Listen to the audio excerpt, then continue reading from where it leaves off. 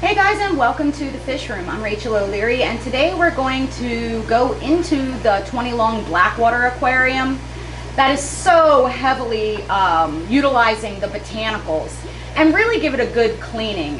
There's some unique obstacles to maintaining an aquarium set up like that, and I just wanted to share with you guys my process. Now, over the years, you've heard me mention my chopstick trick a lot, and we're going to utilize a version of that today. So let's get started.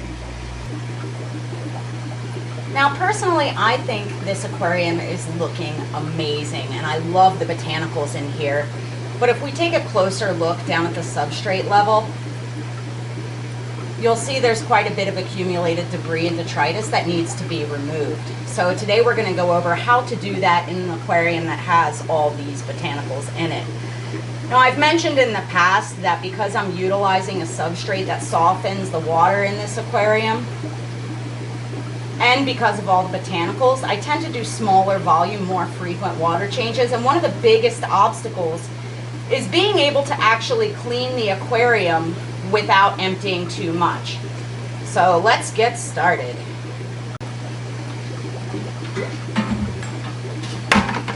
So I've gathered together a few supplies. I have a siphon tube and a substrate tool because I can't find my chopstick. I need to buy some more. They're a really cheap, versatile tool. And I'll just start siphoning. And while I'm siphoning, I'm going to be pinching the tube to reduce the amount of suction. And what this will allow me to do is get to more of the spots in the substrate that need to be vacuumed without removing quite as much water. Now, you could use a much smaller diameter tube, but I find that you pay for it in the amount of suction you get. And I'll simply hover over top of everything and utilize this tool as I need to disrupt things, to be able to get all this mulm out of here.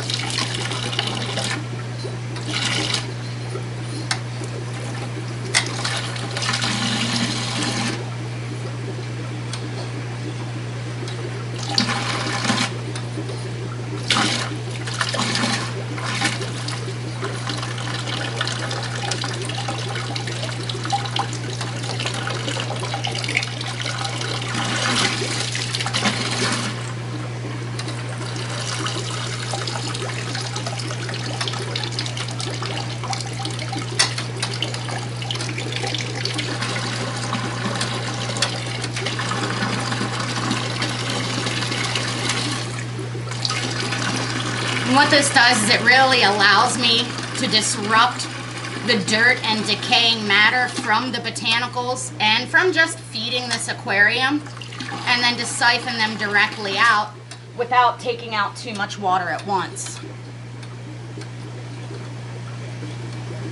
You can see how much debris is stirred up, and then I just simply vacuum right along the surface.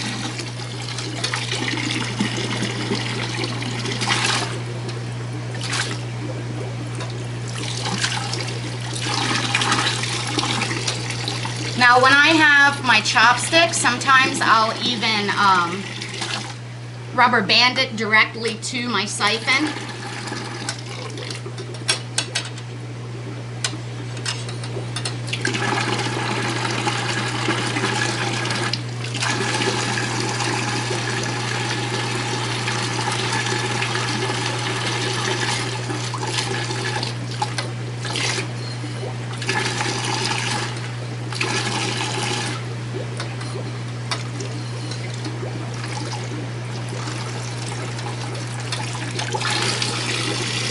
At this time too, if there's any botanicals that are completely broken down, I'll go ahead and remove them. Most of the ones that I've chosen for this aquarium are really, really sturdy and durable and don't need to be removed.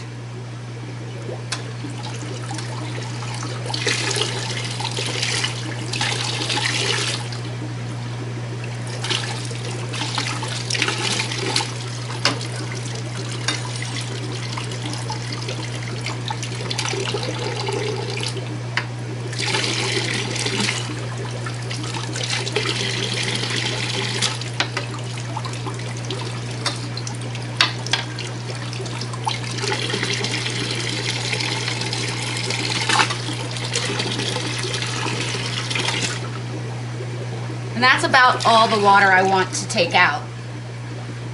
Again, about 20%. And things are a little stirred up, but I was able to really get the front of the tank where I feed heaviest a good vacuum, which is really important for maintaining the health of an aquarium. Then I will take my razor blade, clean up the glass,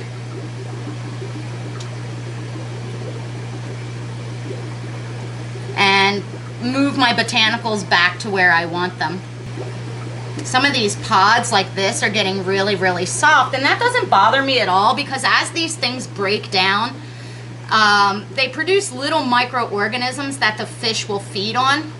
So to me, it's not at all problematic. However, you'll notice over time, things like this almond leaf will become transparent. And once all of that leaf litter sort of breaks down and decomposes, I'll remove essentially the skeleton of the leaf because it's not serving any purpose, and that's when I replace my botanicals. Otherwise, it's not at all detrimental to have them in here breaking down. That's sort of the point, actually, so we will leave them. Right now, it doesn't appear that I really need to remove any. So let's get this tank filled back up, and then we'll take a closer look at the fish. So this is immediately after refill. And as you can see, things are much tidier on the substrate level, and it really didn't take very much time. In between these major water changes, I do come through with my siphon and just collect anything that's accumulated. And I've gone ahead and put a piece of Sarah O-Nip on the glass here to try and encourage some of the wild bettas to come out. I still don't see a whole lot of them, but the chili Rasboras, they are absolutely stunningly vivid. Now I do still want more of a tannin effect in this aquarium, so I may boil up some of the rooibos tea to add it to this aquarium to tint the water more. Let me know down in the comments if that's something you'd like to see. Look how great these guys look though, holy mackerel. One other thing that I sort of like about the botanicals is they act as almost a feeding dish, keeping a lot of the food from falling into the substrate. And then things like these little fish and the wild bettas in this aquarium can come out and pick at the food easily because it's sitting on the surface of these leaves. And that's sort of the reason why I have these larger leaves here in the foreground of this aquarium. You can really see the iridescence that the Rasboras get when kept in conditions that they really like. They're almost blue down their sides. It's really, really, really cool. One other thing that I've done that you may notice is I've wrapped a leaf around the intake or the lift tube of my sponge filter. It makes it a little less glaringly obvious in this aquarium.